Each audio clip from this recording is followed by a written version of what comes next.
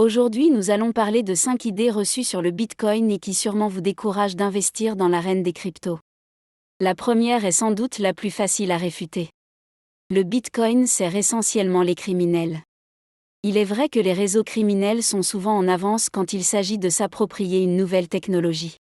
Car ils sont toujours à la recherche de moyens efficaces d'échapper aux autorités. Naturellement, on pourrait penser que le Bitcoin, de par sa nature incensurable et permissionless, serait l'idéal pour ce genre d'activité. Mais le Bitcoin est loin d'être anonyme, il est pseudonyme. Chaque transaction est associée à une adresse qui est en fait un très gros nombre, et comme nous l'avions expliqué dans notre précédente vidéo, le réseau est totalement décentralisé. Le seul moyen pour le réseau de garantir que personne ne triche est de rendre toutes les transactions publiques. Ainsi, plusieurs sociétés se sont spécialisées dans l'exploration du réseau, et avec suffisamment de moyens et de temps, c'est toujours possible de remonter l'historique si un soupçon pèse sur l'origine des fonds. Donc, pour une activité criminelle, les moyens classiques d'échange comme le cash sont beaucoup plus efficaces. La deuxième idée reçue. Le Bitcoin est totalement numérique et n'est pas tangible comme l'or, ou n'est pas garanti par une banque centrale comme l'euro ou le dollar. Là encore, c'est une critique extrêmement répandue, et qui démontre la méconnaissance du grand public sur ce que devrait être une monnaie et ce qui lui donne sa valeur. On a déjà fait une vidéo complète sur le sujet et nous vous invitons à la regarder. Ici, on va simplement rappeler que les monnaies ont pris plusieurs formes au cours de l'histoire de l'humanité.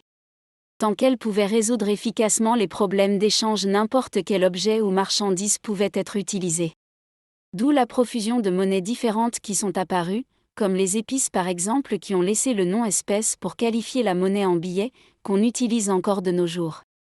Les coquillages, le sel, des troupeaux d'animaux même ont pu servir de monnaie. Tout ça pour dire que la nature de l'objet n'est pas primordiale, mais plutôt ses propriétés. Une de ces propriétés est la divisibilité par exemple, pour pouvoir être flexible et faire des paiements de différentes tailles. Vous pouvez fondre un lingot d'or si vous voulez acheter un objet pas cher, idem vous pouvez utiliser des pièces avec vos euros. Et avec le Bitcoin vous pouvez réaliser aussi des paiements de différents montants car le Bitcoin est divisible en 100 millions d'unités. Toutes les monnaies ne se valent donc pas, suivant les propriétés qu'on choisit, certaines vont se révéler supérieures à d'autres. Sur le critère de la divisibilité par exemple, le dollar est supérieur à l'or, tout simplement parce qu'il n'a pas besoin d'être fondu pour réaliser des paiements de faible montant. Une autre caractéristique extrêmement importante pour la monnaie est que l'offre de monnaie doit toujours être inférieure à la demande. C'est-à-dire que la quantité de biens doit être toujours supérieure à la quantité de monnaie, si ce n'est pas le cas, on observe alors une inflation. La monnaie doit toujours être plus ou moins rare et difficile à produire. C'est pourquoi, l'eau, l'air ou les cailloux ne servent pas de monnaie, mais un métal difficile à produire comme l'or-ci. Il faut traiter une tonne de minerai pour extraire quelques grammes d'or.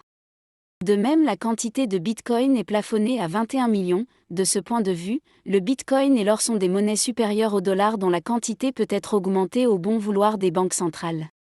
Donc malgré son aspect numérique, le Bitcoin pourrait bel et bien être utilisé comme monnaie. Troisième idée reçue, sans électricité et Internet, le Bitcoin ne sert plus à rien. Ce n'est pas vraiment une idée reçue, c'est vrai, sans Internet et sans électricité, le Bitcoin ne fonctionne plus. Mais il y a beaucoup de choses qui ne fonctionnent plus dans notre monde moderne sans électricité et Internet. En commençant par votre compte en banque, les actions que vous possédez, vos assurances vie et même les hôpitaux. Ça ne vous empêche pas d'en posséder. Pour vous prémunir de ce genre de scénario apocalyptique, avoir de l'or et une maison autosuffisante devrait être votre seule planche de salut. Et même Bitcoin, de par sa nature décentralisée, devrait quand même être plus résilient que le système financier classique. Tant qu'il y a quelques ordinateurs qui font tourner le logiciel Bitcoin quelque part sur Terre, le réseau Bitcoin fonctionne. Idée reçue numéro 4, le prix du Bitcoin est trop volatile.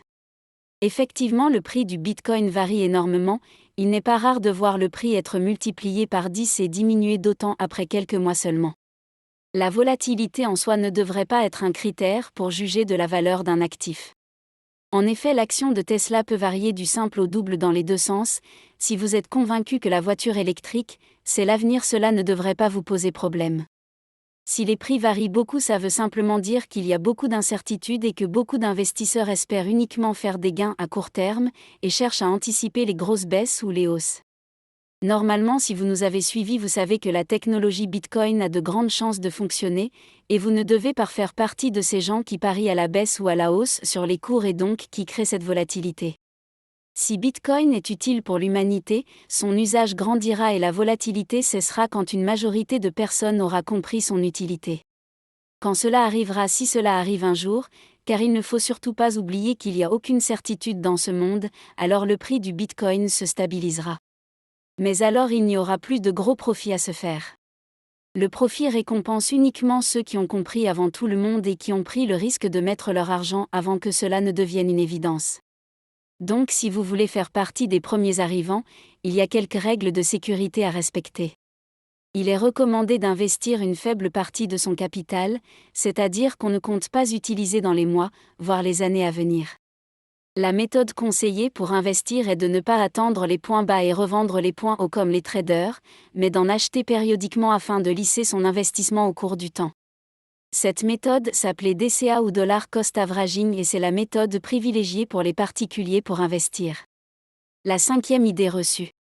Le Bitcoin consomme énormément d'énergie, là encore c'est vrai. Déjà il faut bien comprendre que consommer de l'énergie n'est pas mal en soi. Tout dépend de l'usage qui est fait de l'énergie dépensée. Si le bénéfice apporté à l'humanité, d'avoir enfin une réserve de valeur neutre, libérée des banques centrales, non inflationnistes, avec une capacité de paiement équivalente ou même supérieure au système financier classique. Alors cette énergie n'est pas perdue. L'industrie liée au Bitcoin qui consomme beaucoup d'énergie s'appelle le minage en référence au minage de l'or. Chaque fois qu'une transaction est réalisée, elle est stockée dans un bloc qui sera ensuite rajouté à la chaîne de blocs. C'est cette chaîne de blocs qui forme l'historique du réseau, avec en mémoire l'ensemble de toutes les transactions réalisées sur Bitcoin. Les mineurs participent à une loterie en dépensant de l'énergie, et c'est le gagnant qui rajoute le bloc, remportant aussi des nouveaux Bitcoins. Ces Bitcoins sont créés à ce moment-là. Ce bloc deviendra le dernier bloc pour tout l'historique. Ce mécanisme a été imaginé pour forcer les acteurs du réseau à être honnêtes. Si jamais le mineur qui a gagné la loterie triche en intégrant des mauvaises transactions, il perd sa récompense. L'industrie du minage demande beaucoup d'électricité bon marché. Donc les mineurs vont aller rechercher des centrales qui ont des extra-capacités. C'est-à-dire des centrales qui produisent plus qu'on ne peut en consommer. En général, ces endroits se retrouvent dans les pays moins développés. Souvent il y a eu assez de fonds pour financer la construction de la centrale, mais pas assez pour construire le réseau de distribution. Le minage de Bitcoin ne nécessite pas beaucoup d'infrastructures, le jour où la centrale est construite, on peut brancher les machines et les connecter au réseau par une liaison satellite. Les Bitcoins qui sont gagnés par le minage permettent de financer le réseau de distribution dans les pays du Sud.